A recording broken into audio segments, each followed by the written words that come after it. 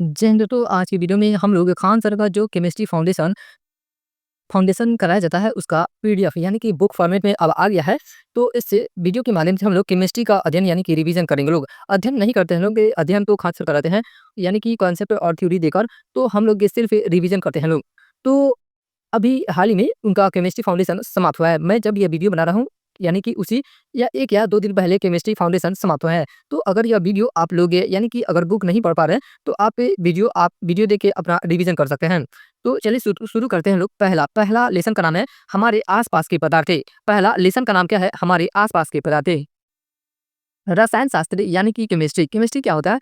तो विज्ञान की वह शाखा है जिसके अंतर्गत पदार्थों के संगठन यानी कि कंपोजिशन, संरचना संरचना यानी कि स्ट्रक्चर, गुणों यानी कि प्रॉपर्टीज और रासायनिक अभिक्रिया केमिकल रिएक्शन के दौरान इनमें हुए परिवर्तनों का अध्ययन किया जाता है। केमिस्ट्री के अंदर इस केमिस्ट्री के अंतर्गत ऐसे पदार्थों का संगठन, संरचना, गुणों और रासायनिक अभिक्रियाओं के दौरान इनमें हुए परिवर्तनों का अध्ययन किया जाता है। जो केमिस्ट्री शब्द है, केमिस्ट्री शब्द की उत्पत्ति मिस्र के कीनिया शब्द से हुई है जिसका अर्थ एक काली मिट्टी होता है। केमिस्ट्री का अर्थ क्या होता है? तो इसका अर्थ एक काली मिट्टी होता है। लेबोजियर ने प्रिस्टले द्वारा किए गए आविष्कार को प्रमाणित किया था। उन्होंने यह सिद्ध किया कि दहन के लिए ऑक्सीजन की आवश्यकता है। उन्होंने यह सिद्ध किया कि दहन के लिए किसकी आवश्यकता है? तो ऑक्सीजन की आवश्यकता है। द्रव्यमान संरक्षण सिद्धांत। द्रव्यमान संरक्षण सिद्धांत लेबोजियर ने दिया था। ये भी बहुत इंपॉर्टेंट है कि द्रव्यमान संरक्षण सिद्धांत किसके द्वारा दिया गया था? तो लेबोजियर के द्वारा दिया गया था। इस सिद्धांत के अनुसार द्रव्यमान का ना तो सृजन ना ही विनाश किया जा सकता है। जैसे ऊर्जा संरक्षण ने सिद्धांत कार्य करता है, उसी तरह द्रव्यमान का संरक्षण सिद्धांत कार्य करता है। द्रव्यमान का तो ना सृजन यानी कि ना ही इसका निर्माण किया जा सकता है और ना ही इसका विनाश किया जा सकता है। अभिकारकों को कुल द्रव्यमान इसमें प्रतिफलों के कुल द्रव्यमान के बराबर होता है। रसायन शास्त्र के जनक लेवोजियर को कहते हैं। किसे कहा जाता है? रसायन शास्त्र के जनक तो लेवोजियर को कहते हैं। द्रव्यमान संरक्षण का नियम लेवोजियर ने दिया था। द्रव्यमान संरक्षण का नियम किसके द्वारा दिया गया था? तो लेवोजियर के द्वारा दिया गया था। आर हॉफमैन के अनुसार रसायन विज्ञान को परमाणुओं तथा अणुओं का विज्ञान कहा जाता है। किसके द्वारा यह कहा गया कि रसायन विज्ञान को परमाणुओं तथा अणुओं का विज्ञान कहा जाता है? यह किसके द्वारा कथन कहा गया है? तो आर हॉफमैन के द्वारा यह कथन कहा गया है। किसके द्वारा? आर हॉफमैन के द्वारा यह कथन कहा गया है। नाभिकीय रसायन के जनक रदरफोर्ड हैं। नाभिकीय रसायन के जनक कौन हो जाएंगे? तो रदरफोर्ड हो जाएंगे। रसायन विज्ञान में पहला नोबेल पुरस्कार वर्ष 1901 में नीदरलैंड के जैकोबस से हेनरिकस वान टी हॉफ को दिया गया था। किसे दिया गया था? तो जैकोबस से हेनरिकस वान टी हॉफ को दिया गया था रसायन का पहला नोबेल पुरस्कार। और कब दिया गया था? तो वर्ष 1901 में दिया गया था। इनका संबंध की बात किया जाए तो इनका संबंध किस देश से हो जाएगा? तो नीदरलैंड से इनका संबंध हो जाएगा। 1774 ईस्वी में जोसेफ प्रिस्टले ने ऑक्सीजन का आविष्कार किया। ऑक्सीजन का आविष्कार किसके द्वारा किया गया था? तो 1774 ईस्वी में जोसेफ प्रिस्टले के द्वारा किया गया था। ये लाइन बहुत इंपॉर्टेंट है कि भारत के रसायन विज्ञान का पिता डॉक्टर पीसी रॉय यानी कि प्रफुल्ल चंद्र रॉय को कहा जाता है। किन्हें कहा जाता है? तो डॉक्टर पीसी रॉय को कहा जाता है भारत के रसायन विज्ञान का पिता। इन्हें नाइट्रेट मैन ऑफ इंडिया भी कहा जाता है। किन्हें? तो डॉक्टर पीसी रॉय को। रसायन शास्त्र विभिन्न पदार्थों के पारस्परिक संबंध तथा उनके क्रियाविधि का अध्ययन है। जो रसायन शास्त्र है यह किसका अध्ययन है? तो पदार्थों के पारस्परिक संबंध तथा उनके क्रियाविधि का अध्ययन है। अभी अगला टॉपिक है हम लोग का पदार्थ यानी कि द्रव्य या मैटर। संसार के वे पदार्थ जो स्थान घेते हैं, क्या कहते हैं? स्थान घेते हैं तथा जिसमें भार होता है उन्हें पदार्थ कहते हैं। संसार के वे पदार्थ जो स्थान घेते हैं और जिनमें भार होता है उन्हें क्या कहा जाता है? तो पदार्थ कहा जाता है।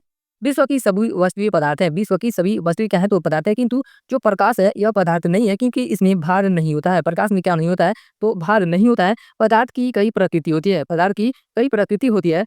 द्रव्य कणों के मध्य एक आकर्षण बल यानी कि अट्रैक्शन फोर्स कार्य करता है जो उन्हें एक दूसरे के साथ बांधे रखता है।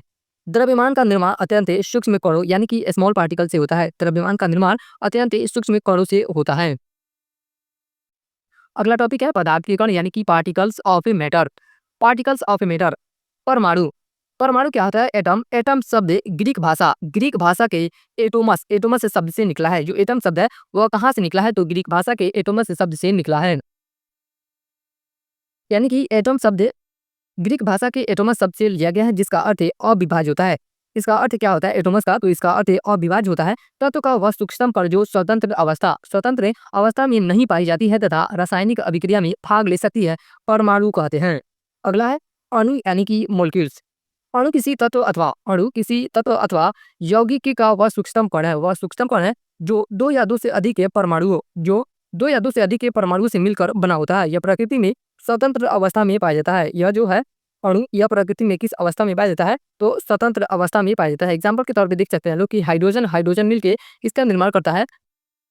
तो H2 अणु का निर्माण करता है।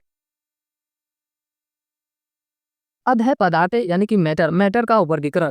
जो पदार्थ है उसका वर्गीकरण दो आधारों पे किया जाता है। पहला होता है भौतिकी के आधार पर यानी कि फिजिकल बेसिस पे, और दूसरा होता है रसायन के आधार पर यानी कि केमिकल बेसिस के आधार पे। तो भौतिकी के आधार पे देखा जाए तो इनमें पांच भौतिक के आधार पे 5 भागों में बांटा जाता है। पहला हो गया आपका ठोस के बाद द्रव के बाद गैस के बाद प्लाज्मा के बाद बोस आइंस्टीन कंडेंसेट। जो प्लाज्मा है यह पदार्थ की चौथी अवस्था के रूप में प्लाज्मा को जाना जाता है, और जो बोस आइंस्टीन कंडेंसेट है इसे पदार्थ की पांचवी अवस्था के रूप में जाना जाता है। पांचवी इसे और चौथी इसे जाना जाता है। रसायन के आधार पर बात की जाए तो इनको 3 भागों में बांटा जाता है, तत्व, यौगिक और मिश्रण। इनको भी अलग अलग भागों में बांटा जाता है। तो तत्व को 3 भागों में बांटा गया है, धातु मेटल और धातु नॉन मेटल, उपधातु मेटोलाइट। यौगिक को 2 भागों में बांटा गया है, कार्बनिक यानी कि ऑर्गेनिक यौगिक और दूसरा अकार्बनिक यानी कि इनऑर्गेनिक यौगिक। मिश्रण को भी 2 भागों में बांटा जाता है, बीसमांगी मिश्रण और सवांगी मिश्रण। होमोजीनियस मिक्सर और दूसरा होता है हेट्रोजीनियस मिक्सर। अब है ठोस यानी कि सॉलिड क्या होते हैं? तो ठोस वे पदार्थ हैं जिनका आकार तथा आयतन दोनों निश्चित रहता है, दोनों ही क्या रहता है? निश्चित रहता है। जब इनमें द्रवों पर बाह्य बल लगाया जाता है तो इनमें अपना आकार बनाए रखने का गुण होता है, अर्थात इनमें नगण्य संपीड़ितता का गुण होता है। यहाँ पे गुण होना चाहिए, गण नहीं होगा। ठोस वस्तु में अंतर आणविक स्थान यानी कि इंटरमोलिकुलर स्पेस कम होता है। ठोस वस्तु में इंटरमोलिकुलर स्पेस क्या होता है? तो कम होता है। जबकि इनके अणुओं के मध्य आकर्षक बल, इनके अणुओं के मध्य जो आकर्षक बल होता है वह क्या होता है? तो अधिक होता है, अर्थात इनका घनत्व अधिक होता है। जो ठोस होते हैं उनका घनत्व क्या होता है? तो अधिक होता है। जैसे पत्थर हो गया, लकड़ी हो गया, लोहा हो गया। एग्जाम्पल देखते हैं लोग, तो लकड़ी, लोहे की छड़, कांच, पत्थर इत्यादि ये सब किसके उदाहरण है? तो ठोस के उदाहरण है। ठोस के 2 प्रकार होते हैं। जो ठोस होता है वह 2 प्रकार का होता है। पहला क्रिस्टलीय ठोस और दूसरा अक्रिस्टलीय ठोस। क्रिस्टलीय ठोस क्या होता है? Crystalline solid. इनका निश्चित ज्यामितीय आकृति और उनका गलनांक निश्चित होता है। यानी कि जो क्रिस्टलीय ठोस होते हैं उनका एक ज्यामितीय आकृति निश्चित होती है और इनका जो गलनांक होता है वो भी निश्चित होता है। जैसे एग्जाम्पल में देखें तो हीरे की जो संरचना है वह चतुष्फलकी होती है। हीरे की जो संरचना है वह किस प्रकार की होती है? तो वह चतुष्फलकी होती है। अक्रिस्टलीय ठोस इनकी कोई ज्यामितीय आकृति नहीं होती, और निश्चित गलनांक भी नहीं होता है। जैसे कांच यानी कि ग्लास और रबर, इसके उदाहरण हो जाएंगे अक्रिस्टलीय ठोस के। अगला है द्रव यानी कि लिक्विड। द्रव वे पदार्थ है जिनका आयतन तो निश्चित होता है। यहाँ से इसी तरह क्वेश्चन बनते हैं कि द्रव आयतन निश्चित होता है या अनिश्चित होता है। तो द्रव वे पदार्थ है जिनका आयतन तो निश्चित होता है किंतु आकार निश्चित नहीं होता है। द्रव के आकार निश्चित क्या होता है? तो नहीं होता है। जैसे दूध, पानी, डीजल, जिस पात्र में रखा जाता है ये उसी के आकार ले लेते हैं। इसे जिस पात्र में रखी जाती है उस पात्र का आकार ग्रहण कर लेती है। यानी कि द्रव को जिस प्लेट या बर्तन में रखा जाता है यह उसी का आकार ले लेते हैं। कमरे के तापमान के ऊपर यानी कि 23 डिग्री सेल्सियस से लेकर 35 डिग्री सेल्सियस से निम्न धातु द्रव के रूप में पाए जाते हैं, जैसे ब्रोमीन। द्रव में अंतर आणविक स्थान ठोस की अपेक्षा अधिक होता है। कैसा होता है? अधिक होता है। द्रव में अंतर आणविक स्थान जो होता है वह ठोस की अपेक्षा अधिक होता है, जबकि इनके अणुओं के मध्य आकर्षण बल कम होता है। इनके अणुओं के मध्य आकर्षण जो बल होता है वह कम होता है। द्रव में ठोसों की अपेक्षा कम घनत्व होता है। जो द्रव होते हैं उनमें ठोसों की अपेक्षा कम घनत्व होता है। उसके बाद है गैस क्या होते हैं? तो गैस वह पदार्थ है जिसका आकार तथा आयतन दोनों अनिश्चित रहता है। गैस का जो आकार होता है और आयतन होता है दोनों क्या रहता है? तो वह अनिश्चित रहता है। गैसों में अंतर आणविक स्थान यानी कि इंटरमोलिकुलर स्पेस से बहुत अधिक होता है। इसलिए इनमें उच्च संपीड़ितता का गुण होता है। गैसों के कणों के मध्य आकर्षण बल नगण्य होता है। गैसों के जो कण होते हैं उनके बीच जो आकर्षण बल होता है वह नगण्य होता है, इसलिए गैसों के अणु तीव्र गति से अनियमित गति करते हैं। तो गैस के उदाहरण के तौर पे देखा जाए तो ऑक्सीजन, मीथेन, गोबर गैस ये क्या है, तो यह गैस के उदाहरण हो जाएंगे। गैसों का गुण क्या होता है? गैसों के गुण, तापमान के बढ़ने से इसका आयतन बढ़ता है, यानी कि गैस का अगर तापमान बढ़ा जाता है तो उसका जो आयतन होगा वह क्या हो जाएगा, वह तो बढ़ जाएगा। इसका घनत्व यानी कि गैसों का घनत्व और दाब जो होता है वह ताप पर निर्भर करता है। किस पर निर्भर करता है? तो वह तापमान पर निर्भर करता है। एसटीपी कभी-कभी एसटीपी का फुल फॉर्म भी पूछ देता है, तो इसका फुल फॉर्म क्या होता है? तो स्टैंडर्ड टेम्परेचर एंड प्रेशर। इसका फुल फॉर्म की बात किया जाए तो क्या हो जाएगा? Standard temperature and pressure. सभी गैसों के 1 ग्राम अणु का आयतन 22.4 लीटर होता है। कितना होता है? 22.4 लीटर होता है। त्रिक बिंदु वैसा तापमान होता है जिस पर ठोस, द्रव्य तथा गैस तीनों अवस्थाएं एक साथ पाई जाती है। त्रिक बिंदु का होता है वैसा तापमान होता है जिस पर ठोस, द्रव एवं गैस तीनों अवस्थाएं एक साथ पाई जाती हैं। अभी यहाँ पे एक दिया गया है फ्लो चार्ट। बर्फ यानी कि बर्फ जो होता है वह ठोस रूप में होता है, और बर्फ को अगर तापमान यानी कि गर्म किया जाता है तो वह जल में परिवर्तित हो जाता है, और जल को तापमान दिया जाता है तो वह किस में परिवर्तित हो जाता है? वो वाष्प में यानी कि गैस में परिवर्तित हो जाता है। उसी तरह गैस को अगर ठंडा किया जाता है तो फिर से वह जल में परिवर्तित हो जाएगा, और जल को और ठंडा किया जाता है तो वह बर्फ यानी कि ठोस में परिवर्तित हो जाता है। ठोस का द्रव में बदलना संगलन यानी कि फ्यूजन कहलाता है, तथा द्रव का ठोस में बदलना हिमांक यानी कि फ्रीजन कहलाता है। द्रव का ठोस में बदलना क्या कहलाता है? तो हिमांक कहलाता है। यहाँ पे चार्ट भी दिया गया है, तो यहाँ पे देखते हैं लोग ठोस को अगर तापमान दिया जाता है तो वह किस में बदल जाएगा? तो वह द्रव में बदल जाएगा। इस प्रक्रिया को क्या कहा जाता है? तो इस प्रक्रिया को संगलन कहा जाता है। क्या कहा जाता है? संगलन कहा जाता है। उसी तरह द्रव का तापमान यानी कि कम किया जाए तो वह किसमें परिवर्तित हो जाएगा? तो ठोस में परिवर्तित हो जाएगा। इस प्रक्रिया को क्या कहा जाता है? तो इस प्रक्रिया को हिमांक कहा जाता है। उसके बाद है द्रव का गैस में बदलना, यानी कि वाष्पन की परिभाषा देख रहे हो कि द्रव को गैस में बदलना वाष्पन यानी कि एवेपोरेशन कहलाता है, तथा गैस का द्रव में बदलना संघनन यानी कि कंडेंसेशन कहलाता है, और इस संपूर्ण प्रक्रिया को आसवन यानी कि डिस्टिलेशन कहते हैं। इसे संपूर्ण प्रक्रिया को क्या कहा जाता है? तो आसवन विधि कहा जाता है। यहाँ से इस मानचित्र या चार्ट के माध्यम से हम लोग देख सकते हैं लोग कि द्रव में अगर ताप उच्च करते हैं लोग तो वाष्पन की क्रिया होती है और वह गैस में बदल जाता है। द्रव किस में बदल जाता है? तो गैस में बदल जाता है, और उसी गैस को अगर ताप पे कम किया जाता है यानी कि ठंडा किया जाता है गैस को, तो उसी क्रिया को क्या कहा जाता है? तो संघनन कहा जाता है, और यह गैस किस में परिवर्तित हो जाएगा? तो द्रव में परिवर्तित हो जाएगा।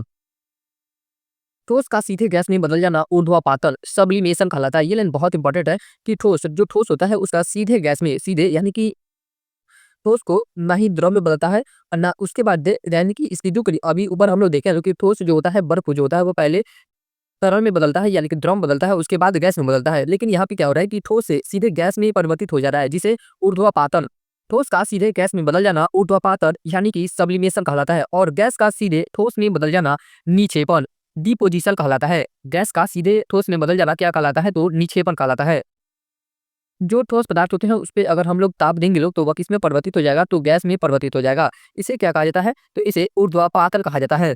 उसी तरह गैस को अगर ठंडा किया जाता है तो वह ठोस में परिवर्तित हो जाता है। इस प्रक्रिया को क्या कहा जाता है? तो निक्षेपण कहा जाता है। पदार्थों की तीनों अवस्थाओं का तुलनात्मक अध्ययन। अब हम लोग ये पदार्थों की जो तीनों अवस्थाएं हैं ठोस, द्रव, गैस है, उनकी तुलनात्मक अध्ययन करते हैं लोग। तो घनत्व की बात की जाए तो सबसे अधिक घनत्व किसमें होता है? तो ठोस में, उसके बाद द्रव में, द्रव के बाद गैस में, यानी कि सबसे कम घनत्व किसका होता है? तो गैस का, और सबसे अधिक घनत्व ठोस का होता है। आणविक के आकर्षण बल यानी कि मोलिकुलर अट्रैक्शन फोर्स से अब सबसे अधिक की बात की जाए, सबसे अधिक आणविक आकर्षण बल किसमें होता है? तो ठोस में, ठोस के बाद द्रव, द्रव के बाद गैस में। ये लाइन जो है यानी कि इतना सारा जो टॉपिक है ये बहुत इंपॉर्टेंट है, क्योंकि कभी कभी एग्जाम में पूछ देता है कि अंतर आणविक स्थान किसका सबसे अधिक होता है, सबसे कम किसका होता है। तो अब हम लोग देखते हैं लोग अंतर आणविक स्थान यानी कि इंटर मोलिकुलर स्पेस से सबसे अधिक किसमें होता है? तो यह गैस में होता है। उसके बाद ये द्रव, द्रव के बाद ठोस, यानी कि अंतर आणविक स्थान सबसे कम होता है किसी में, तो यह ठोस में होता है। यानी कि यह एकदम जटिल अवस्थाओं में यानी कि एकदम एक दूसरे से बंद रहते हैं, और जो गैस होता है वो अलग अलग होता है। प्रसार एक्सलेशन की बात की जाए तो सबसे अधिक प्रसार गैस का होता है, उसके बाद द्रव, द्रव के बाद ठोस का होता है। विसरण गैस यानी कि सबसे अधिक विसरण किसका होता है? तो गैस का, गैस के बाद द्रव का, द्रव के बाद ठोस का। गतिज ऊर्जा काइनेटिक एनर्जी सबसे अधिक किसकी होती है? तो गैस की, गैस के बाद द्रव, द्रव के बाद ठोस से। उसमें प्रभाव हीटिंग इफेक्ट सबसे अधिक गैस का होता है, गैस के बाद द्रव, द्रव के बाद ठोस से। इन तीनों अवस्थाओं के अतिरिक्त पदार्थ की 2 और अवस्थाएँ भी होती हैं। यानी कि ये जो 3 अवस्था हम लोग देख रहे हो, इसके अलावा 2 और अवस्थाएँ होती हैं। एक होता है प्लाज़्मा और दूसरा होता है बोस-आइंस्टीन कंडेंसेट। यानी कि जो प्लाज़्मा होता है इसे चौथी अवस्था भी कहा जाता है और जो बोस-आइंस्टीन कंडेंसेट होती है उसे 5वीं अवस्था भी कहा जाता है। यह पदार्थ की चौथी अवस्था होती है। यह जो है प्लाज़्मा या पदार्थ की किस कौन-सी अवस्था होती है? तो यह चौथी अवस्था होती है। यह आयनीकृत गैस के रूप में होती है। यानी कि यहाँ से ऐसे क्वेश्चन बन सकता है कि जो प्लाज़्मा होते हैं या प्लाज़्मा होती है वह किस गैस के रूप में होती है? तो वह आयनीकृत गैस के रूप में होती है तथा इसमें पदार्थ के कण अति ऊर्जावान एवं उत्तेजित अवस्था में होते हैं। फ्लोरेसेंट ट्यूब और नियॉन बॉल में प्लाज़्मा होता है। जो फ्लोरेसेंट ट्यूब होता है और जो नियॉन बॉल होता है उसमें क्या पाया जाता है? तो उसमें प्लाज़्मा पाया जाता है। नियॉन बल्ब के अंदर नियॉन गैस से और फ्लोरेसेंट ट्यूब के अंदर हीलियम या कोई अन्य गैस होती है। इसमें कण अति ऊर्जावान तथा उज्ज्वलित होते हैं। जो प्लाज्मा होता है उसके कण अति ऊर्जावान और उज्ज्वलित होते हैं। सूर्य ये लाइन इंपॉर्टेंट है कि सूर्य तथा तारों में ईंधन जो होता है वो प्लाज्मा अवस्था के कारण होती है। यानी कि सूर्य और तारा में जो ईंधन होता है वो किस कारण होता है? तो प्लाज्मा अवस्था के कारण ही होता है। प्लाज्मा की पहचान सर्वप्रथम सर विलियम क्रूक्स के द्वारा 1879 ईस्वी में की गई थी। इन्होंने इसे चमकते पदार्थ का नाम दिया। ये लाइन बहुत इंपॉर्टेंट है। यह अधिकतर किसी बुक्स में देखने को नहीं मिलता है कि प्लाज्मा की पहचान सबसे पहले किसके द्वारा की गई थी। तो यह सबसे पहले पहचान किसके द्वारा की गई थी? तो सर विलियम क्रूक्स के द्वारा। और कब की गई थी? तो 1879 ईस्वी में की गई थी। इरविंग लैंगम्यूर इरविंग लैंगम्यूर ने इसे प्लाज्मा नाम दिया। इसके द्वारा इसे प्लाज्मा नाम दिया गया। तो इरविंग लैंगम्यूर के द्वारा प्लाज्मा नाम दिया गया था। ब्रह्मांड का लगभग 96% कितना 96% हिस्सा प्लाज्मा से ही निर्मित है। यानी कि जो ब्रह्मांड का 96% हिस्सा है वह किससे निर्मित है? तो वह प्लाज्मा से ही निर्मित है। अब देखते हैं लोग बोस-आइंस्टीन कंडेंसेट यह क्या होता है? यह पदार्थ की 5वीं अवस्था है। यह पदार्थ की कौन सी अवस्था है? तो यह पदार्थ की 5वीं अवस्था है। यह पदार्थ की अवस्था परम ताप के निकट पाया जाता है। यानी कि जो प्लाज्मा है वह सबसे अधिक है। यानी कि सबसे अधिक गर्म होता है। और ये जो बोस-आइंस्टीन कंडेंसेट होता है ये क्या होता है कि इसको जितना ठंडा कर दिया जाए, जितना ठंडा यानी कि परम ताप क्या होता है कि इससे अधिक कोई चीज को ठंडा कर ही नहीं सकता है इंसान। तो वही परम ताप होता है और उसके ये निकट होता है। वर्ष 1920 में भारतीय भौतिकी वैज्ञानिक सत्येंद्र नाथ बोस ने पदार्थ की 5वीं अवस्था के लिए गणनाएं की थी। उन गणनाओं के आधार पर अल्बर्ट आइंस्टीन ने पदार्थ की एक नई अवस्था की भविष्यवाणी की जिसे बोस आइंस्टीन कंडेंसेट बीईसी कहा गया। इनकी कहानी की बात की जाए सत्येंद्र नाथ बोस की, तो ये जो कंडेंसेट है यानी कि बोस आइंस्टीन कंडेंसेट है 5वीं अवस्था खोजा इन्हीं के द्वारा गया था। लेकिन ये चर्चित वैज्ञानिक नहीं थे तो इसलिए इनका जो खोज था किसी पत्रिका या पेपर में नहीं छपाता था। तो ये इनसे संपर्क किए यानी कि अल्बर्ट आइंस्टीन के पास गए तो इनको ये बताएं तो इनके द्वारा यानी कि उस समय ये फेमस थे अल्बर्ट आइंस्टीन, तो उनके द्वारा यह बताया गया। इसलिए इसमें पहला नाम किसका है? तो आपका सत्येंद्र नाथ बोस का, उसके बाद आइंस्टीन का नाम है। वर्ष 2001 में अमेरिका के एरिक ए कार्लिन, उल्फ गैंगे केटरले और एक कार्ल ई वेमैन को बोस आइंस्टीन कंडेंसेट की अवस्था प्राप्त करने के लिए भौतिकी में नोबेल पुरस्कार से सम्मानित किया गया। वर्ष 2001 में इन लोगों को नोबेल पुरस्कार से सम्मानित किया गया।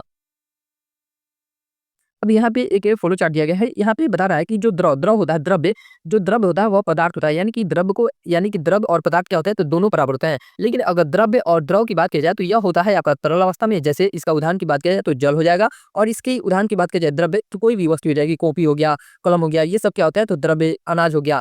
तो यहाँ पे इसके प्रकार देखते हैं। ठोस हो गया पहला प्रकार, दूसरा द्रव के बाद गैस के बाद चौथी अवस्था प्लाज्मा और 5वीं अवस्था हो जाएगा आपका बोस आइंस्टीन कंडेंसेट। यहाँ पे एक ये नोट पॉइंट दिया गया है और यह जो नोट पॉइंट है बहुत इंपॉर्टेंट है, बहुत ज़्यादा इंपॉर्टेंट है क्योंकि यह नया खोजों के आधार पे इस बुक में दिया गया है कि पदार्थ की कौन सी अवस्था? छठी अवस्था फर्मियोनिक एक कंडेंसेट है। कौन सी अवस्था है? फर्मियोनिक एक कंडेंसेट है। अब अगला टॉपिक है पदार्थ में होने वाला परिवर्तन जिसमें सबसे पहला आपका भौतिक परिवर्तन यानी कि फिजिकल चेंज के बारे में देखें लोग, यह क्या होता है? यह एक अस्थायी परिवर्तन है। यह किस प्रकार का परिवर्तन है? तो यह एक प्रकार का अस्थायी परिवर्तन है यानी कि अस्थायी नहीं रहता है। इसमें नए पदार्थ का निर्माण हमेशा के लिए नहीं होता है। निर्माण तो होता है लेकिन हमेशा के लिए नहीं होता है, वह फिर अपने स्वरूप में आ जाते हैं। इसमें पदार्थ की अवस्था, आकृति इत्यादि बदल जाती है। जो भौतिक परिवर्तन है उसमें अवस्था बदलता है और आकृति बदलती है, परंतु नए पदार्थ का निर्माण हमेशा के लिए नहीं होता है।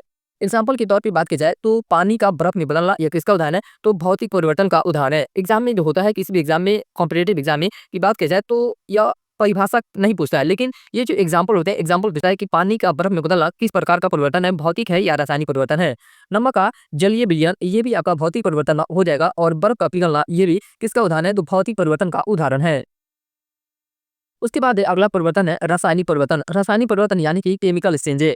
यह एक अस्थायी परिवर्तन है। यह क्या है, तो यह एक अस्थायी परिवर्तन है, यानी कि अगर इसमें एक बार परिवर्तन हो गया तो यह अपने स्वरूप में नहीं आ सकता है। इसमें नए पदार्थ का निर्माण हमेशा के लिए हो जाता है। एग्जाम्पल के तौर पे बात किया जाए तो लकड़ी का जलना, यह किसका उदाहरण है, रासायनिक परिवर्तन का। मोमबत्ती का जलना, मोमबत्ती का जलना, यह भी रासायनिक परिवर्तन का उदाहरण है। और दूध का खट्टा होना। मिश्रण का बनना एक भौतिक परिवर्तन है। मिश्रण का बनना क्या है, तो एक भौतिक परिवर्तन, यानी कि मिश्रण को अलग किया जा सकता है। जबकि यौगिक, यौगिक का बनना एक क्या है, तो रासायनिक परिवर्तन। ये भी लाइन इंपॉर्टेंट है। अब हम लोग देखते हैं लोग पदार्थों में होने वाले परिवर्तन। उदाहरण दिया गया है कि पदार्थों में होने वाले परिवर्तन, एक तरफ दिया गया है आपका भौतिक परिवर्तन के उदाहरण, और दूसरी तरफ दिया गया है रासायनिक के परिवर्तन के उदाहरण। मोमबत्ती का पिघलना किस प्रकार का उदाहरण है, तो यह भौतिक परिवर्तन के अंतर्गत आता है। पानी से बर्फ बनना, ये भी भौतिक परिवर्तन है। पानी का वाष्प बनना, ये भी भौतिक परिवर्तन है। दूध का गर्म होना भौतिक परिवर्तन। रेत का पानी में घुलना भौतिक परिवर्तन। और कागज का फटना, ये भी भौतिक परिवर्तन। रासायनिक परिवर्तन की बात करते हैं तो मोमबत्ती का जलना, मक्खन का खट्टा होना, खाने का पचना, खाने का पचना, लोहे पर जंग लगना, दूध से दही बनना, कागज का जलना, ये सभी क्या है, तो रासायनिक परिवर्तन है। यहाँ पे दो चीजें हैं। यहाँ पे एक चीज है कि मोमबत्ती का जलना, अगर जलना बोला तो क्या हो जाएगा, रासायनिक परिवर्तन। अगर वही बात किया मोमबत्ती का पिघलना, अगर पिघलना की बात किया तो क्या हो जाएगा, भौतिक परिवर्तन हो जाएगा। उसके बाद ही अगला टॉपिक है तत्व। तत्व क्या होते हैं, एलिमेंट। यह एक समान परमाणुओं से मिलकर बने होते हैं। यह एक समान परमाणुओं से मिलकर बने होते हैं। इसका सूक्ष्मतम कण परमाणु कहलाता है। यह 3 प्रकार के होते हैं। ये कितने प्रकार के होते हैं, तत्व तो 3 प्रकार के। पहला धातु यानी कि मेटल, दूसरा अधातु नॉन मेटल, तीसरा उपधातु मेटोलाइट से। तत्वों की कुल संख्या 118 है। तत्वों की कुल संख्या कितनी है, तो 118 है, जिसमें केवल 44 प्रकृति में पाए जाते हैं। यानी कि प्रकृति में कितने पाए जाते हैं, तो केवल 44 तत्व ही पाए जाते हैं। पृथ्वी की भूप्रॉपर्टी, पृथ्वी की भूप्रॉपर्टी में निम्न क्रम में तत्व पाए जाते हैं। यानी कि यहाँ पे जगह है कि पृथ्वी की भूप्रॉपर्टी में सबसे अधिक कौन सा तत्व पाया जाता है, तो सबसे पहले देखते हैं लोग सबसे ज्यादा ऑक्सीजन की मात्रा है। और ये कितना प्रतिशत है, तो लगभग 46.8% है। उसके बाद है सिलिकॉन। सिलिकॉन की मात्रा की बात की जाए तो 27.7% इसकी मात्रा है। एल्युमिनियम 8.1%। ये जो है दोनों क्या है, तो ये दोनों धातु नहीं है। अगर धातु की बात की जाए कि पृथ्वी की भूप्रॉपर्टी पर सबसे अधिक कौन सी धातु पाई जाती है, तो एल्युमिनियम हो जाएगा 8.1%। उसके बाद है फेरस। फेरस कितना प्रतिशत, 5%। कैल्शियम 3.6%। सोडियम 2.8%। और ये पोटासियम, पोटासियम हो गया 2.6%। और मैग्नीशियम 2%। यहाँ पे इसका ट्रिक भी दिया गया है ओसियाल। ओसियाल यानी कि ऑक्सीजन सबसे अधिक मात्रा में। उसके बाद सिलिकॉन, सिलिकॉन के बाद एल्युमिनियम, एल्युमिनियम के बाद आपका फेरस हो जाएगा। भू प्रॉपर्टी में धातु तत्वों का क्रम, यानी कि धातु सबसे अधिक कौन से पाए जाते हैं, तो एल्युमिनियम, एल्युमिनियम के बाद फेरस, फेरस के बाद कैल्शियम, कैल्शियम के बाद सोडियम। मानव शरीर में पाया जाने वाला धातु, मानव शरीर में सबसे अधिक पाया जाने वाला धातु कौन सा हो जाएगा। यहाँ पे धातु नहीं होना चाहिए, यहाँ पे भी तत्व होना चाहिए, क्योंकि ऑक्सीजन धातु नहीं है। तो आपका ऑक्सीजन सबसे अधिक पाया जाता है मानव शरीर में 65%। उसके बाद कैल्शियम, कैल्शियम हो गया 18%। और उसके बाद हाइड्रोजन 10%। सोडियम, सोडियम नहीं, नाइट्रोजन, नाइट्रोजन आपका हो जाएगा 3%। कैल्शियम 2% और फास्फोरस 1%। शरीर में सर्वाधिक मात्रा में कैल्शियम धातु, शरीर में सर्वाधिक मात्रा में कैल्शियम धातु पाया जाता है। कौन सा धातु पाया जाता है शरीर में सबसे अधिक मात्रा में, तो कैल्शियम धातु पाया जाता है। जबकि सबसे कम मात्रा में मैग्नीज यानी कि Mn है। इसका जो बात किया जाए संकेत का, मैग्नीज का Mn होता है और मैग्नीज पाया जाता है सबसे कम मात्रा में। धातु क्या होते हैं, धातु मेटल यानी कि चालक, इसमें धारा प्रवाहित होती है। धातुओं में क्या होती है, तो धारा प्रवाहित होती है। धातु की बात की जाए एग्जाम्पल के तौर पे तो लोहा और कॉपर ये किसके उदाहरण है, तो धातु के उदाहरण है। और धातु, अधातु क्या होता है, नॉन मेटल यानी कि कुचालक, इसमें धारा प्रवाहित नहीं होती है। इसमें यानी कि विद्युत धारा प्रवाहित नहीं होती है। और एक एग्जाम्पल के तौर पे बात की जाए तो कार्बन और गैस, कार्बन और गैस से इसके एग्जाम्पल हो जाएंगे। उपधातु मेटोलाइट से अर्धचालक, इससे सीमित मात्रा में धारा प्रवाहित होती है, यानी कि कभी होती है कभी नहीं होती है। यानी कि आपका धातु की तरह उपधातु में धारा प्रवाहित नहीं होती है, और अधातु की तरह एकदम से धारा प्रवाहित भी नहीं होती, यानी कि दोनों के बीच में रहता है। इसे अर्धचालक भी कहते हैं। एग्जाम्पल के तौर पे सिलिकॉन, यहाँ पे सिलिकॉन होगा। उसके बाद जर्मेनियम।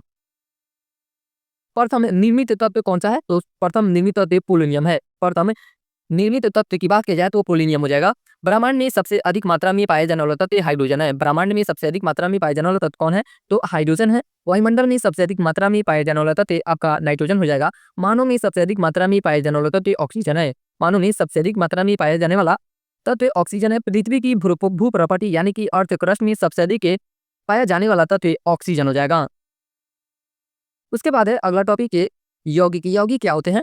तो यौगिक के दो या दो से अधिक के तत्वों को एक निश्चित अनुपात में मिलाने पर यौगिक बनते हैं। यौगिक का एक निश्चित सूत्र होता है। यौगिक का एक निश्चित सूत्र होता है। H2 हो गया, CH4 हो गया यानी कि मीथेन, CO2 हो गया, SO2 हो गया, CFC हो गया, CFC और ETC ये सब क्या है? तो ये यौगिक हैं। और इसके भी भाग हैं यानी कि यौगिक के भी 2 भाग हैं। एक होता है कार्बनिक यौगिक और दूसरा होता है अकार्बनिक यौगिक। तो कार्बनिक यौगिक यानी कि ऑर्गेनिक कंपाउंड की अब बात करते हैं लोग ऑर्गेनिक कंपाउंड क्या होता है? वैसे यौगिक जिनमें कार्बन उपस्थित रहता है, वैसे यौगिक जिनमें कार्बन उपस्थित रहता है उन्हें कार्बनिक यौगिक कहते हैं। जैसे CO2 यानी कि इसमें कार्बन है, कार्बन डाइऑक्साइड है। उसके बाद CH4 यानी कि मीथेन इसमें भी कार्बन है। C2 H5SH इसे एथिल मर्केप्टन कहा जाता है। यह किसका सूत्र है? तो एथिल मर्केप्टन का सूत्र है और इसमें भी कार्बन पाया जाता है। ये सब किसके उदाहरण है? तो कार्बनिक यौगिक के उदाहरण है। एथिल मर्केप्टन ये लाइन बहुत इंपॉर्टेंट है कि एथिल मर्केप्टन का प्रयोग एलपीजी गैस के गंधयुक्त बनाने के लिए किया जाता है ताकि सिलेंडर में रिसाव का पता चल सके। यानी कि जो एथिल मर्केप्टन है इसका उपयोग किसमें किया जाता है? तो एलपीजी जो गैस सिलेंडर घरेलू गैस सिलेंडर आता है उसमें किया जाता है। अगर गैस पूरा रहता है तो हमें स्मेल करता है। तो स्मेल क्यों करता है? इसी के कारण एथिल मर्केप्टन के कारण ही स्मेल करता है। अगला है अकार्बनिक यौगिक। इनऑर्गेनिक कंपाउंड वे यौगिक जिनमें कार्बन उपस्थित नहीं रहता है उन्हें अकार्बनिक यौगिक कहते हैं। उन्हें क्या कहा जाता है? तो अकार्बनिक यौगिक कहा जाता है। जैसे एग्जाम्पल हो गया H2O एग्जाम्पल के तौर पे H2 इसमें कार्बन नहीं है, SO2 इसमें भी कार्बन नहीं है, N2O इसमें भी कार्बन नहीं है और NO2 इसमें भी कार्बन नहीं है। N2O जो होता है इसे नाइट्रस ऑक्साइड कहा जाता है। नाइट्रस ऑक्साइड कहा जाता है इस यानी कि इसे लाफिंग गैस के रूप में भी जाना जाता है। नाइट्रस ऑक्साइड को क्या कहा जाता है? तो लाफिंग गैस से कहते हैं। CO2 की बात करते हैं तो यह यौगिक हो जाएगा आपका भाग लेने वाले तत्व। भाग लेने वाले कौन कितने तत्व है? तो 2 तत्व है। एक है कार्बन और एक है ऑक्सीजन। ये क्या है? तो आपका ऑक्सीजन हो जाएगा और ये हो जाएगा आपका कार्बन हो जाएगा। भाग लेने वाले परमाणुओं की संख्या की बात की जाए तो 3 हो जाएगा। कार्बन 1 है और ऑक्सीजन 2 है। ऑक्सीजन की संख्या यहाँ पे 2 है और कार्बन की संख्या की बात की जाए तो 1 हो जाएगा। परमाणु में अनुपात कितना है? तो 1:2 है क्योंकि यहाँ पे आपका कार्बन 1 है और ऑक्सीजन 2 है इसलिए 1 अनुपात आपका 2 हो जाएगा। उसके बाद है अगला टॉपिक की बात करते हैं हम लोग मिश्रण यानी कि मिक्सचर की बात करते हैं लोग। तो यह क्या होता है कि 2 या 2 से अधिक है। किसी भी एग्जाम में यह जो परिभाषा दिया है यह नहीं पूछता है। बस समझने के लिए हम लोग पढ़ते हैं लोग कि 2 या 2 से अधिक पदार्थों को किसी भी अनुपात में मिला देने से नया पदार्थ मिश्रण यानी कि 2 या 2 से अधिक के पदार्थों को किसी भी अनुपात में अगर मिला दिया जाता है तो मिला देने से जो पदार्थ बनता है उस पदार्थ को मिश्रण कहा जाता है। उस पदार्थ को नया पदार्थ मिश्रण कहलाता है। यह 2 प्रकार का होता है यानी कि मिश्रण कितने प्रकार का होता है? तो 2 प्रकार का होता है। पहला होता है समांगी मिश्रण इसे इंग्लिश में क्या कहा जाता है? Homogeneous mixture. दूसरा होता है विसमांगी मिश्रण क्या होता है? विसमांगी इसे इंग्लिश में हेट्रोजीनियस मिक्सचर कहा जाता है। अब हम लोग समांगी मिश्रण की बात करते हैं। लोग समांगी मिश्रण क्या होता है? तो इसमें मिश्रण के अवयव यानी कि कण इसमें मिश्रण के अवयव दिखाई नहीं देते हैं तथा मिश्रण के प्रत्येक अंश का गुणधर्म समान रहता है। समांगी मिश्रण का जो प्रत्येक अंश होते हैं उसका गुणधर्म कैसा रहता है? तो समान रहता है। एग्जाम्पल के तौर पे देखा जाए तो गंधक और कार्बन डाइऑक्साइड का जो विलयन होता है वो किसका उदाहरण है? तो समांगी मिश्रण का उदाहरण है। चीनी नमक पानी शरबत का जो विलयन होता है वो भी समांगी मिश्रण का उदाहरण है। और मिश्र धातु वायु और हर मसूर का बना हुआ दाल ये सभी किसके उदाहरण है? तो समांगी मिश्रण के उदाहरण है। विसमांगी मिश्रण को समांगी बनाने के लिए जलीय विलयन बनाया जाता है। अलग अलग धातुओं को गर्म करके उनका विलयन बनाकर मिला देना मिश्र धातु कहलाता है। मिश्र धातु क्या कहलाता है? तो अलग अलग धातुओं को गर्म करके उनका विलयन बनाकर मिला देना मिश्र धातु कहलाता है। अर्थात मिश्र धातु एक समांगी मिश्रण है। मिश्र धातु जो होता है वह किस प्रकार का मिश्रण होता है? तो यह एक प्रकार का समांगी मिश्रण होता है। जैसे लोहा 99% और कार्बन 1% मिलकर क्या बनाते हैं? तो स्टील का निर्माण करते हैं। यानी कि जब स्टील बनाया जाता है तो उसमें लोहा की प्रतिशत कितना रहता है? तो 99% रहता है। और वहीं कार्बन का प्रतिशत कितना रहता है? तो कार्बन का प्रतिशत 1% रहता है। हवा कई गैसों का मिश्रण है। हवा कई गैसों का मिश्रण होता है जिसमें यानी कि हवा भी कई गैसों का मिश्रण है और उसमें क्या-क्या पाए जाते हैं? तो नाइट्रोजन जो होता है नाइट्रोजन उसमें लगभग 78% पाया जाता है। ये भी एग्जाम में कभी-कभी पूछता है कि हमारे वातावरण में या जो हवा लेते हैं लोग वो भी हो गया वायुमंडल में कितने प्रतिशत नाइट्रोजन पाया जाता है? तो 78%। ऑक्सीजन की बात की जाए तो 21%। अकेले गैस 1% और CO2 जो होता है वह 0.03% पाया जाता है। CO2 यानी कि कार्बन डाइऑक्साइड कितना प्रतिशत पाया जाता है? तो 0.03%। अब है बीसमांगी मिश्रण। बीसमांगी मिश्रण क्या होता है? Heterogeneous mixture. इसमें मिश्रण के विभिन्न अवयव दिखाई पड़ते हैं, यानी कि जो मिश्रण के कण होते हैं वह दिखाई पड़ते हैं। जैसे रेत तथा जल का मिश्रण, यानी कि रेत और जल का अगर विलयन बनाया जाता है तो रेत अलग दिखाई देगा और जल भी अलग दिखाई देगा। पेट्रोल तथा जल का मिश्रण, जल तथा तेल का मिश्रण, कोलाइड और निलंबन आदि ये सभी किसके उदाहरण हैं? तो बीसमांगी मिश्रण के उदाहरण हैं। ये जो है यहाँ से क्वेश्चन इस प्रकार बनता है कि रेत और जल का मिश्रण बीसमांगी मिश्रण है या समांगी मिश्रण है, पेट्रोल तथा जल का विलयन बीसमांगी मिश्रण है या समांगी मिश्रण है। यहाँ पे भी दिया गया है अरहर और मसूर। अरहर और मसूर ये किसके उदाहरण है? तो बीसमांगी मिश्रण के। और चीनी और नमक ये भी किसके हैं? तो बीसमांगी मिश्रण के उदाहरण है। इस प्रकार से हम लोग ये पहला चैप्टर कंप्लीट कर चुके हैं लोग। अब दूसरे चैप्टर की तरफ बढ़ते हैं लोग। दूसरे चैप्टर का नाम क्या है? इसका नाम है तत्व तथा मिश्रण। तत्व तथा मिश्रण। हम सोचे थे कि यानी कि एक ही चैप्टर का वीडियो बनाया जाए, तो लेकिन पॉसिबल है बट 25 मिनट 26 मिनट या आधे घंटे का वीडियो एक चैप्टर में हो रहा है, तो वैसे कोई फायदा नहीं है। कम से कम अगर पढ़ाई कर जाए तो 1 घंटा कम से कम वीडियो होना चाहिए। तो सबसे पहले इसमें हम लोग टॉपिक देखते हैं लोग तत्व या एलिमेंट। अभी ऊपर भी देखे हैं लोग कि एलिमेंट क्या होते हैं।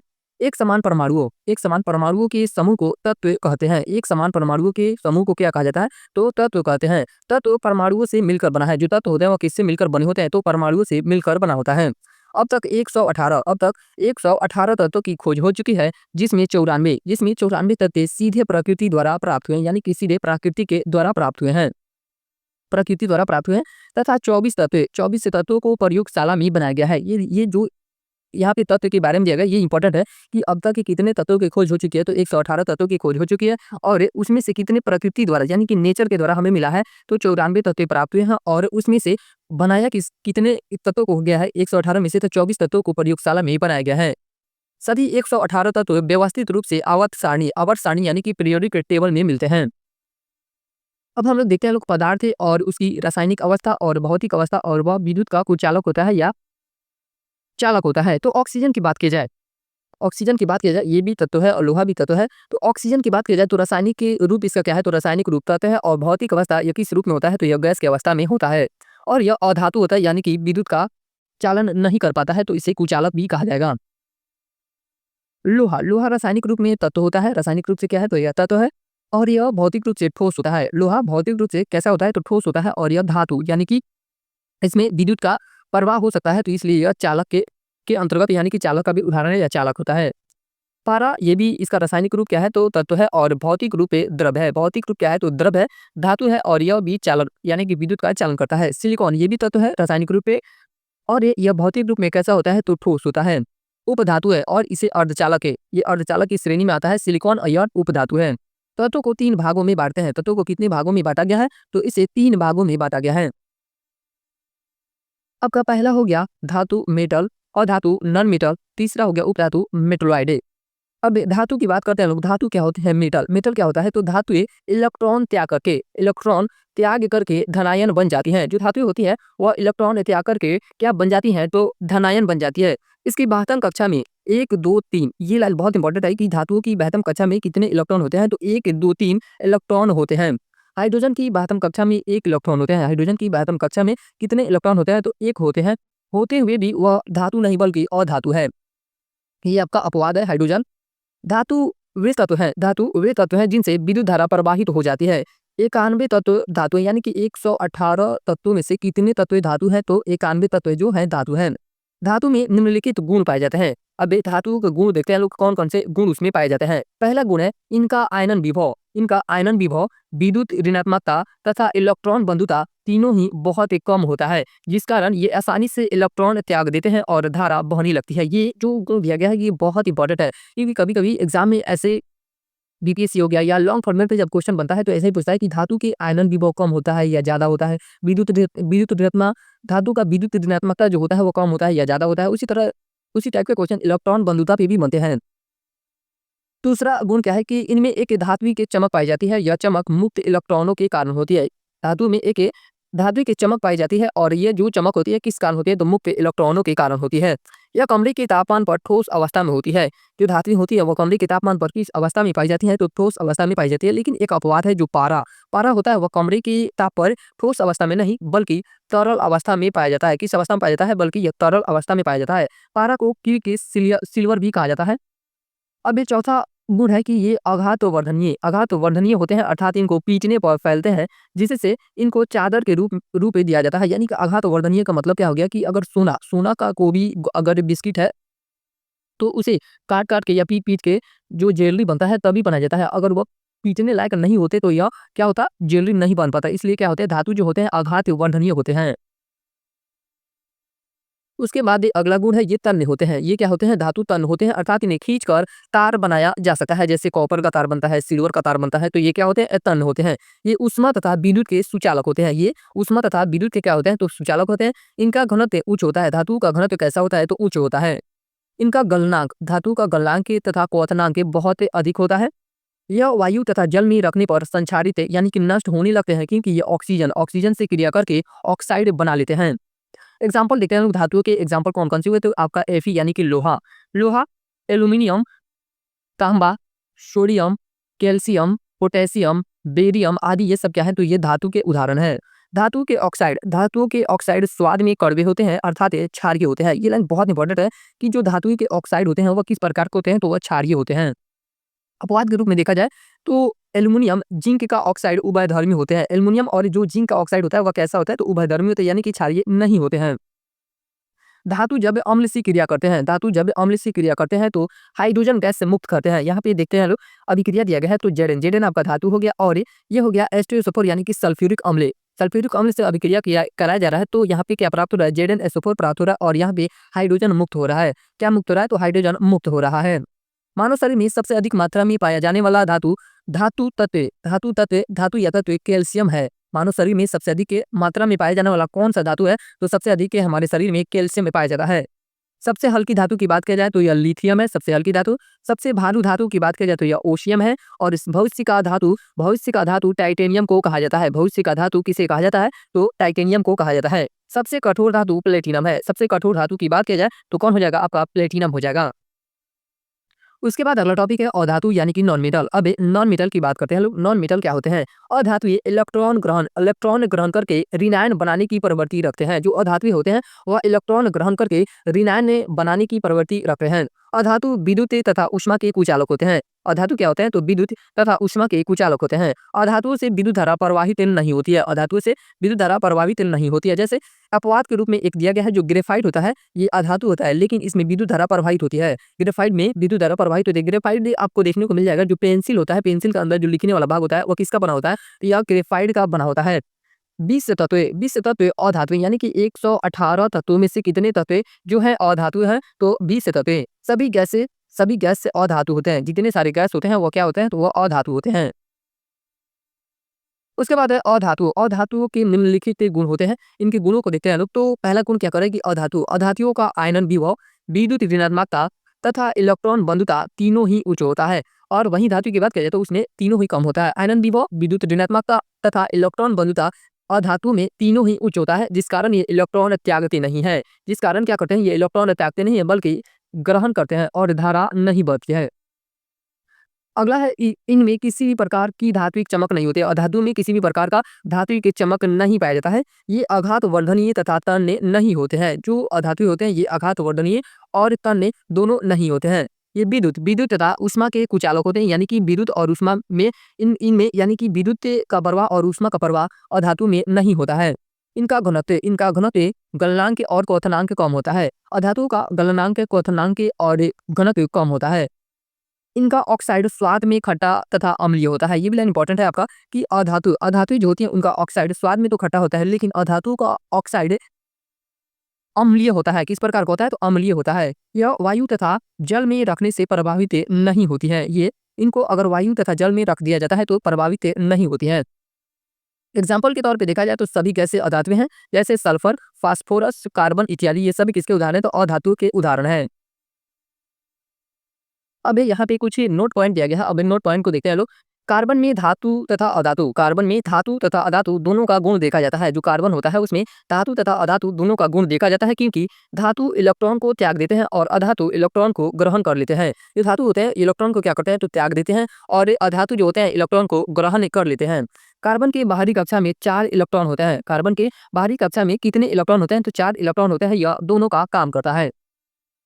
अब हम लोग अधातु के एग्जाम्पल देखते हैं लोग। ऑक्सीजन हो गया आपका, hydrogen, nitrogen, sulphur, phosphorus, fluorine, chlorine, bromine, iodine अधातु हैं। ये सब किसके उदाहरण है? तो आपका अधातु का उदाहरण है। धातु और अधातुओं के कुछ अन्य गुणधर्म। धातु और अधातुओं के कुछ अन्य गुणधर्म। सभी धातुएं मरकरी यानी पारा को छोड़कर कमरे के ताप पर ठोस अवस्था में पाई जाती हैं। जो मरकरी है यह अपवाद के रूप में होता है, लेकिन जो सभी धातु होती है वह कमरे के तापमान पर किस अवस्था में पाई जाती है? तो यह ठोस अवस्था में पाई जाती है। लेकिन जो मरकरी होता है यानी कि पारा जो होता है वह कमरे के तापमान पर ठोस अवस्था में नहीं बल्कि तरल अवस्था में पाया जाता है। मरकरी यानी कि पारा कमरे के तापमान पर द्रव अवस्था में पाया जाता है। किस अवस्था में पाया जाता है? द्रव अवस्था में पाया जाता है। गैलियम गैलियम और सीजियम। गैलियम और सीजियम दो ऐसी धातुएं हैं जिनका गलनांक बहुत कम होता है। गैलियम और सीजियम दो ऐसी धातुएं हैं जिनका गलनांक जो होता है वह बहुत ही कम होता है। उन्हें हथेली पर रखते ही पिघल जाती हैं। जो गैलियम और सीजियम धातुएं होती हैं उन्हें हथेली पर अगर रखा जाता है तो वह पिघल जाते हैं। आयोडीन एक अधातु है। आयोडीन क्या है? तो यह एक अधातु है, परंतु यह चमकीला है। क्षार धातुएं लिथियम, सोडियम और पोटेशियम इतना मुलायम होती हैं, इन्हें चाकू से काटा जा सकता है। इनका घनत्व और गलनांक कम होता है। ये लाइन बहुत इंपॉर्टेंट है कि बहुत बार एग्जाम में बनता है कि कौन ऐसी धातुएं हैं जिन्हें चाकू से काटा जा सकता है। तो लिथियम को भी काटा जा सकता है, सोडियम को भी काटा जा सकता है और पोटेशियम, यानी कि इन तीनों धातुओं को चाकू से काटा जा सकता है। उसके बाद अगला टॉपिक है उपधातु। उपधातु क्या होते हैं? तो कुछ तत्व धातु एवं अधातुओं के बीच या दोनों की गुणधर्म में प्रदर्शित करते हैं, ऐसे तत्वों को उपधातु कहा जाता है। ऐसे तत्वों को क्या कहा जाता है? तो उपधातु कहा जाता है। जैसे बोरॉन हो गया, सिलिकॉन हो गया, जर्मेनियम हो गया। ये सब किसके उदाहरण है? तो उपधातु के उदाहरण है। ये धातु के समान धारा प्रवाहित नहीं करते, यानी कि अगर इनकी धारा की बात की जाए तो धातु में जिस तरह धारा का फ्लो होता है उस तरह उपधातुओं में नहीं होता है। इनमें धारा का प्रवाह कोटर यानी कि होल की सहायता से होता है। इनका प्रयोग मेमोरी कार्ड यानी कि उपधातुओं का प्रयोग की बात की जाए तो कहाँ कहाँ पे किया जाता है इसका प्रयोग? तो इनका प्रयोग मेमोरी कार्ड, सिम, पीसीबी में ज्यादातर होता है। अगर सामान्य भाषा में देखा जाए तो सिम सिम का जो वो पीला वाला भाग होता है यहाँ पे छोटा सा, वही क्या होता है? आपका उपधातु होता है, यानी कि सिलिकॉन होता है। 7 तत्व उपधातु है, यानी कि 118 तत्वों में से कितने तत्व उपधातु हैं? तो आपका 7 तत्व। Boron, silicon, germanium, arsenic, polonium, न्यूडियम, एंटीमनी। नोट पॉइंट है। अब नोट पॉइंट की बात करते हैं। नोट पॉइंट क्या कह रहा है कि उपधातुओं को अर्धचालक कहा जाता है। उपधातु को क्या कहा जाता है? तो अर्धचालक कहा जाता है। उपधातु सबसे सामान्य अर्धचालक सिलिकॉन है। उपधातुओं में सबसे सामान्य अर्धचालक कौन सा हो जाएगा? आपका सिलिकॉन हो जाएगा। जिस उपकरण में अर्धचालक का प्रयोग होता है उसे सॉलिड स्टेट कहते हैं। जिस उपकरण में अर्धचालक का प्रयोग होता है उसे क्या कहा जाता है? उसे सॉलिड स्टेट कहा जाता है। अगला पॉइंट है बिलियन। कुछ ऐसे टॉपिक होते हैं जो सर के द्वारा नहीं कराया जाता है, यानी कि क्लास में जैसे बिलियन टॉपिक हो गया, इस तरह टॉपिक नहीं कराए जाते हैं, तो हम लोग रिवीजन के माध्यम से बिलियन को समझ सकते हैं लोग, या जो टॉपिक इस सर के द्वारा नहीं कराई जाती है उसे हम लोग रिवीजन के माध्यम से समझ सकते हैं लोग। तो बिलियन बिलियन देखते हैं लोग, यह क्या होता है? सॉल्यूशन। दो या दो से अधिक के पदार्थों के समांगी मिश्रण को बिलियन कहते हैं। बिलियन में विलय तथा विलाय का होना आवश्यक है। बिलियन में विलय तथा विलाय का होना आवश्यक है। अगर कोई आप ग्लास लेते हैं, इसमें आप पानी भर दीजिए, ये आपका क्या हो जाएगा? विलायक हो जाएगा। और इसमें अगर आप चीनी डालते हैं, तो ये आपका विलय हो जाएगा। यानी कि जो अधिक मात्रा में होता है, ये तो कॉन्सेप्ट हो गया बताने के लिए, लेकिन जो अधिक मात्रा में होता है वह आपका विलायक होता है, और जो कम मात्रा में होता है उसे आप विलय कह सकते हैं। अब देखते हैं लोग विलायक। विलायक क्या होता है? यानी कि सॉल्वेंट। बिलियन के अवयव को स्वयं को घुलाने वाला विलायक कहलाते हैं। यानी कि अभी हम लोग जो उदाहरण देखे हैं लोग, वह जल में क्या घुल रहा है? तो आपका चीनी घुल रहा है। तो घुला कौन रहा है? जल घुला रहा है, तो ये आपका विलायक हो जाएगा। जल एक सर्वात्रिक विलायक है। जो जल होता है वह सर्वात्रिक विलायक है। जैसे एग्जाम्पल के तौर पर देखा जाए विलायक, तो जल, बेंजीन, एसीटोन, ये सब क्या है? तो विलायक है। उसके बाद है विलय। विलय सॉल्यूट क्या होता है? विलायक में घुलने वाले पदार्थ को विलय कहते हैं। विलायक में घुलने वाले पदार्थ को क्या कहते हैं? विलय कहते हैं। विलय की मात्रा हमेशा कम रहती है। विलय की मात्रा अभी हम बताए हैं कि विलय की मात्रा क्या होती है? तो हमेशा कम रहती है। जैसे चीनी हो गया, नमक इत्यादि, ये सब क्या है? विलय है। टर्नो विलियन डाइल्यूट सॉल्यूशन। यह विलयन जिसमें विलय की मात्रा बहुत कम हो, वह विलयन जिसमें विलय की मात्रा बहुत ही कम हो, टर्नो विलियन कहलाता है। ये पतला होता है। ये क्या होता है? तो पतला होता है। जैसे बात की जाए टर्नो विलियन का, तो अगर कोई आपके कंटेनर लिया है, उससे कंटेनर में 2 लीटर जल रखे हैं, 2 लीटर जल रखे हैं, तो अगर इसमें आप 100 ग्राम चीनी डालते हैं 2 लीटर में, तो ये क्या हो जाएगा? ये बहुत पतला हो जाएगा। यानी कि इसमें विलय की मात्रा क्या है? बहुत कम है, विलायक ज्यादा है। तो यही आपका टर्नो विलियन हो जाएगा। अगर इस विलियन को बनाया जाता है तो ये क्या हो जाएगा? आपका टर्नो विलियन हो जाएगा। टर्नो विलियन का उदाहरण की बात किया जाए तो सिरका, फार्मेलिन इत्यादि, ये सब टर्नो विलियन के उदाहरण है। सांद्र विलयन। सांद्र विलयन क्या होता है? तो वह विलयन जिसमें विलय की मात्रा अधिक हो उसे सांद्र विलयन कहते हैं। यह गाढ़ा होता है। जाहिर सी बात है, यह गाढ़ा ही होगा। यहाँ पे ये समझा गया, ये जल हो गया आपका, ये आपका जल हो गया और ये क्या हो गया आपका विलायक हो गया और इसमें अगर चीनी मिलाया जाता है तो ये आपका विलय हो गया। इसको हम लोग समझते हैं, लोग सांद्र विलयन क्या हो जाएगा कि सांद्र विलयन ये हो गया आपका कि अगर आप 2 लीटर जल लिए हैं, 2 लीटर आप जल लिए हैं, अगर इसमें 3 केजी चीनी मिला दिए तो क्या हो जाएगा, ये आपका सांद्र विलयन हो जाएगा, ये बहुत ज़्यादा गाढ़ा हो जाएगा। अगर 2 केजी भी आप चीनी मिलाते हैं तो भी ये बहुत ज़्यादा गाढ़ा हो जाएगा। उसी को क्या कहा जाता है, सांद्र विलयन कहा जाता है। विलय की मात्रा के आधार पर विलयन को 3 भागों में बाँटे हैं। विलय किसकी मात्रा के आधार पर, तो विलय की मात्रा के आधार पर विलयन को कितने भागों में बाँटा गया है, तो इन्हें 3 भागों में बाँटा गया है। पहला असंतृप्त विलयन, दूसरा संतृप्त विलयन, तीसरा अति संतृप्त विलयन। अनसैचुरेटेड सॉल्यूशन यह क्या होता है, तो वह विलयन जिसमें और अधिक विलय को घोला जा सके, असंतृप्त विलयन कहलाता है। वह विलयन जिसमें और अधिक विलय को घोला जा सके, असंतृप्त विलयन कहलाता है। दूसरा क्या है, संतृप्त विलयन सैचुरेटेड सॉल्यूशन वह विलयन जिसमें और अधिक विलय को नहीं घोला जा सके, संतृप्त विलयन कहलाता है। अति संतृप्त विलयन सुपर सैचुरेटेड संतृप्त विलयन के तापमान को बढ़ाया जाता है, यानी कि इस विलयन का तापमान बढ़ाया जाता है तो वह कुछ और विलय को घुला देता है। इस प्रकार से विलयन की सांद्रता अधिकतम हो जाती है, यानी कि अगर इसको गर्म कर दिया जाएगा तो गर्म करने से क्या हो जाएगा, गैस का अणु अलग अलग हो जाएंगे तो वहाँ पे खाली स्थान आ जाएगा, तो उसमें क्या होगा और विलय की मात्रा यानी कि घोली जा सकते हैं, उसी को कहा जाता है अति संतृप्त विलयन। अब यहाँ पे कुछ रिमार्क पॉइंट दिया गया है, रिमार्क पॉइंट को देखते हैं लोग कि तापमान बढ़ाने से ठोस द्रव की विलयता बढ़ जाती है किंतु गैसों की विलयता घट जाती है। लेकिन बहुत इंपॉर्टेंट है कि आपका जो अगर तापमान बढ़ाया जाता है तो किससे की विलयता बढ़ जाएगी, तो ठोस और जो द्रव होते हैं उसकी विलयता बढ़ जाती है और गैसों का जो विलयता होती है वह क्या होती है, घट जाती है। अब यहाँ पे कुछ उदाहरण दिए गए हैं, एक तरफ विलायक दिया गया है और दूसरी तरफ विलय दिए गए हैं और उसके उदाहरण जैसे विलाय के रूप में आपका गैस और गैस से मिलके यानी कि जो वायु है वो किसका उदाहरण है, तो गैस का उदाहरण है। यहाँ से कभी बहुत बार क्वेश्चन बनता है कि वायु किसका उदाहरण है, साबुन का झाग, कोल्ड ड्रिंक किसका उदाहरण है, तो आपका गैस मिलाया जाता है तो क्या बनता है, वायु बनता है। साबुन का झाग और कोल्ड ड्रिंक ये किसके उदाहरण है, तो गैस और द्रव के उदाहरण है। धुआं, धूल भरी आंधी, धुआं इंपॉर्टेंट है, धुआं किसका उदाहरण है, तो गैस और ठोस का उदाहरण है, जिसमें आपका विलायक के रूप में गैस होता है और विलय के रूप में क्या होता है, ठोस होता है। धुंध हो गया, भाप हो गया, कोहरा हो गया, ये सब किसके उदाहरण है, तो द्रव में गैस के उदाहरण है। क्रीम, तेल, दूध, पानी, यहाँ पे आपका क्रीम और तेल ये भी इंपॉर्टेंट है। तेल कितने बार एग्जाम में क्वेश्चन बनता है तेल से कि द्रव में द्रव, ये सब किसके उदाहरण है, तो आपके द्रव में द्रव के उदाहरण है क्रीम, तेल, दूध, पानी। शरबत चीनी पानी दही की बात किया जाए तो यह द्रव में ठोस के उदाहरण है। कपूर में आयु, स्पंज यानी कि गुदा, ये किसके उदाहरण, तो ठोस में गैस के उदाहरण है। ठोस में द्रव के उदाहरण की बात किया जाए तो गिरिश हो जाएगा, रंग हो जाएगा, स्याही, ये इंपॉर्टेंट है आपका, स्याही किसका उदाहरण है, तो ठोस में द्रव का उदाहरण है। ठोस का उदाहरण कौन कौन सा हो जाएगा, तो आपका मिश्र धातु यानी कि पीतल और रंगीन कांच, ये किसके उदाहरण है, तो आपका ठोस के उदाहरण है। अभी यहाँ पे एक टॉपिक छोटा सा दिया गया है, यानी कि सूत्र दिया गया है विलयता। विलयता का फॉर्मूला क्या होता है, तो विलय की मात्रा और विलाय की मात्रा गुणे 100, ये आपका 9th का साइंस है, यानी कि केमिस्ट्री का टॉपिक है या 11 का टॉपिक है, उसमें बहुत ही विस्तार से पढ़ना है इसके बारे में, सॉल्यूशन के बारे में, विलयता के बारे में, मोलरता ये सब के बारे में 11th क्लास में भी है और 9th क्लास में भी है।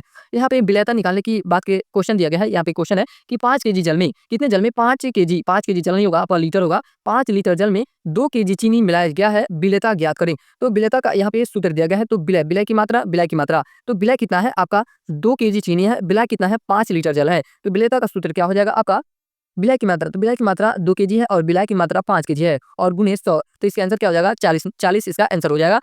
इस तरह का क्वेश्चन बनाने से कोई फायदा नहीं है, जब बनाया हुआ है तो सिर्फ बोलने का भी कोई फायदा नहीं है। अब हम लोग देखते हैं परिक्षेपण यानी कि डिस्पर्सन क्या होता है कि जब कोई कण किसी दूसरे कण के चारों ओर बिखर जाता है, इस क्रिया को परिक्षेपण कहते हैं। जब कोई कण किसी दूसरे कण के चारों ओर बिखर जाता है, इस क्रिया को क्या कहते हैं, तो परिक्षेपण कहते हैं। एग्जाम्पल की बात की जाए तो दूध में वसा द्रव के चारों ओर परिक्षेपित हो जाती है। जो दूध होता है वह दूध में जो वसा होते हैं वह द्रव के चारों ओर परिक्षेपित हो जाते हैं, यानी कि फैल जाते हैं।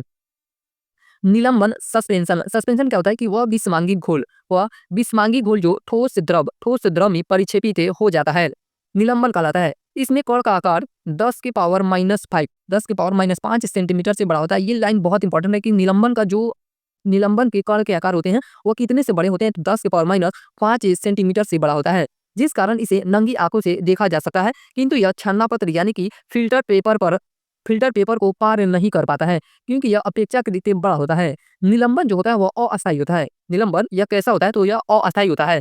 एग्ज़ाम्पल की बात की जाए निलंबन का, तो वायु में जो धुआँ होता है वह किसका एग्ज़ाम्पल है, तो निलंबन का। नदी का गंदा जल ये भी निलंबन का उदाहरण है, और सिरफ, सिरफ क्या है, तो ये भी निलंबन के उदाहरण हो जाएँगे। अगला पॉइंट है कोलाइड। कोलाइड क्या होता है, इसमें कण का आकार 10 की पावर माइनस से 7, 10 की पावर माइनस 7 से लेकर 10 की पावर माइनस 5 सेंटीमीटर तक होता है। ये भी लाइन बहुत इंपॉर्टेंट है कि जो कोलाइड के कण के आकार होते हैं उनका परास की बात की जाए तो परास कितना होता है, तो 10 की पावर माइनस 7 सेंटीमीटर से लेकर 10 की पावर माइनस 5 सेंटीमीटर तक होता है। इसे नंगी आंखों से नहीं देख सकते हैं। जो कोलाइड होते हैं उसे नंगी आंखों से नहीं देखा जा सकता है, किंतु माइक्रोस्कोप से देखा जा सकता है। यह छन्नापत्र को पार कर जाता है। जो कोलाइड होता है वह छन्नापत्र को पार कर जाता है, क्योंकि यह बहुत ही छोटा होता है। यह क्या होता है, तो यह अस्थायी होता है। जो कोलाइड होते हैं वह अस्थायी होते हैं। एग्जाम्पल की बात की जाए कोलाइड के, तो आपका रक्त, स्याही, दूध, ये सब किसके उदाहरण है, तो ये कोलाइड के उदाहरण है। यहाँ से इतना बड़ा परिभाषा नहीं पूछता है किसी भी एग्जाम में, आपका ये परास पूछ देगा कोलाइड का परास से, और इसका एग्जाम्पल पूछ देता है। ये जो एग्जाम्पल दिया गया है, एग्जाम्पल किसी भी एग्जाम में बनते हैं कि कोलाइड के रक्त जो है वो निलंबन का उदाहरण है या कोलाइड का उदाहरण है। यानी कि इससे डायरेक्ट क्वेश्चन बनता है कि रक्त क्या है, कोलाइड है, निलंबन है। अभी कुछ यहाँ पे नोट पॉइंट दिया गया है, हम लोग नोट पॉइंट को देखते हैं। लोग नोट पॉइंट में क्या कर रहा है कि कोलाइडी विलयन गाढ़ा को, यानी कि कोलाइडी विलयन जो गाढ़ा को वास्तविक के पतला पतला विलयन से अलग करना, अर्थात एक कोलाइडी विलयन को शुद्ध करना अपोहन कहलाता है। कोलाइडी विलयन को वास्तविक के विलयन से अलग करना, कोलाइडी विलयन को शुद्ध करना, अर्थात एक कोलाइडी विलयन को शुद्ध करना अपोहन कहलाता है। जो कोलाइडी विलयन होता है गाढ़ा, गाढ़ा को पतला पतला पतला से अलग करना क्या कहलाता है, अपोहन विधि कहलाता है। किडनी, किडनी रक्त को डायलिसिस विधि द्वारा छानता है। जो किडनी होता है हमारे शरीर में, वह जो ब्लड होते हैं उसे किस विधि से छानता है, तो डायलिसिस विधि से छानता है। निलंबन, निलंबन तथा कोलाइड दोनों में ब्राउनियन ब्राउनियन गति तथा टिंडल प्रभाव देखा जाता है। ये भी लाइन बहुत इंपॉर्टेंट है कि निलंबन में किस प्रकार की गति देखी जाती है या कौन सा प्रभाव देखा जाता है, और कोलाइड कोलाइड में कौन सा, ये तो दोनों में ब्राउनियन गति और टिंडल प्रभाव देखा जाता है। इमल्सन पायस क्या होता है, यह एक विशेष प्रकार का कोलाइड होता है। यह एक विशेष प्रकार का कोलाइड होता है। इसमें एक कण दूसरे कण से परिक्षेपित हो जाता है, लेकिन उसमें घुलता नहीं है। एग्जाम्पल के तौर पे बात की जाए तो दूध इसका बहुत ही फेमस से एग्जाम्पल है कि दूध क्या है, तो पायस है। पेंट, साबुन का घोल इत्यादि ये सब क्या है, तो पायस के उदाहरण है। ब्राउनियन गति की बात करते हैं लोग। ब्राउनियन गति क्या होता है, तो कोलाइड कोलाइड तथा निलंबन के कण एक दूसरे से टकराकर अनियमित अनियमित अनियमित रूप से यानी कि जिग जैग के रैंडम गति करते हैं, जिसे ब्राउनियन मोशन कहते हैं। ताप बढ़ाने पर, ये लाइन भी इंपॉर्टेंट है कि ताप बढ़ाने पर ब्राउनियन गति बढ़ जाती है। यहाँ पे एक क्या दिया गया है, आप इसमें एक जल दिया गया है आपको। जल में जो गति होता है, यानी कि एक पात्र दिया गया है, उसमें जो गैसों की गति होती है, यानी कि यहाँ से ऐसे टकराएगा, ऐसे टकराएगा, ऐसे टकराएगा, ये सब, ये जो गति का जो आकार है, यानी कि ये आकार परास है, ये किस प्रकार का है, तो यह ब्राउनियन गति का उदाहरण है। अब अगला पॉइंट है हम लोग का टिंडल प्रभाव। टिंडल प्रभाव क्या होता है, कोलाइड कोलाइड कोलाइड तथा निलंबन के कणों में जब प्रकाश टकराता है, कोलाइड तथा निलंबन के कणों में जब प्रकाश से टकराता है, तो वह इधर उधर बिखर जाता है, अर्थात प्रकाश का प्रकीर्णन हो जाता है। वहाँ पे क्या हो जाता है, तो प्रकाश का प्रकीर्णन हो जाता है, जिसे टिंडल प्रभाव कहते हैं। जिसे क्या कहा जाता है, टिंडल प्रभाव कहा जाता है। टिंडल प्रभाव की खोज टिंडल नामक के वैज्ञानिक ने की थी। टिंडल प्रभाव की खोज किसके द्वारा की गई थी, तो टिंडल नामक के वैज्ञानिक के द्वारा की गई थी।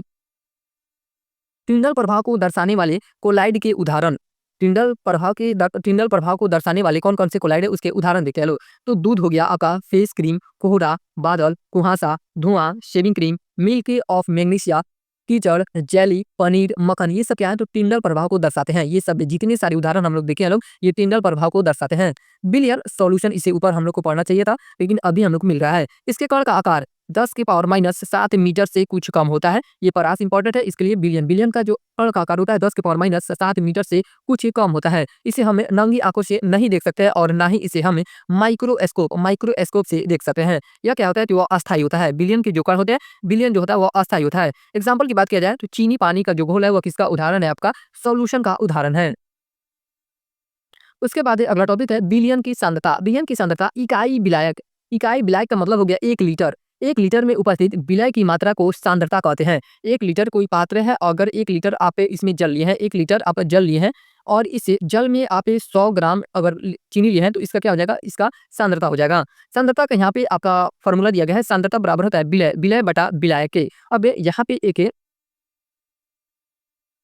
क्वेश्चन दिया गया है सांद्रता की सांद्रता पे, तो देखते हैं लोग 3 लीटर जल में 12 केजी नमक मिला है, तो सांद्रता ज्ञात करना है। तो सांद्रता का अवका सूत्र क्या हो जाएगा, तो विलय यहाँ पे दिया गया है तो विलय की मात्रा कितनी हो जाएगी इसमें विलय।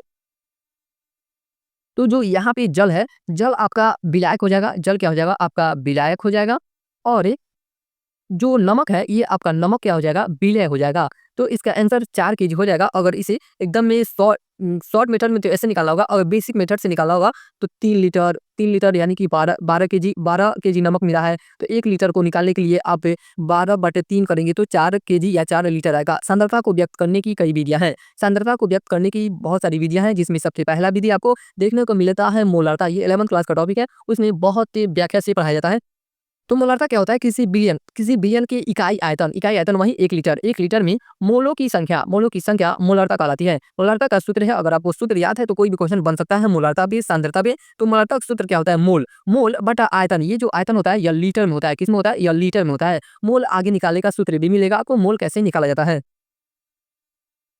अब इस पे हम लोग ये क्वेश्चन की बात करते हैं लोग, तो यहाँ पे क्वेश्चन दिया गया है कि 12 मोल विलय 3 लीटर जल में घुला है, तो मोलारता ज्ञात करना है। तो मोलारता का आपका सूत्र क्या था मोल बटा आयतन जो था लीटर में था। तो मोल कितना दिया है 12 दिया गया है, मोल कितना दिया गया है 12 दिया गया है और ये आपका आयतन कितना है तो 3 लीटर है। तो इसका मोलारता कितना हो जाएगा 4 मोल प्रति लीटर हो जाएगा। इसका मोलारता की बात किया जाए तो 4 मोल प्रति लीटर हो जाएगा। यहाँ पे मोल कैसे निकाला जाता है उसका भी सूत्र दिया गया है, भार बटा अणुभार। भार बटा अणुभार मोल का सूत्र होता है। अब हम लोग 4 लीटर बिलियन में 116 ग्राम 4 लीटर बिलियन में 116 ग्राम नमक मिला है, तो मोलारता ज्ञात करना है। तो जो 116 ग्राम, अब मोल ज्ञात करने का सूत्र दिया गया है।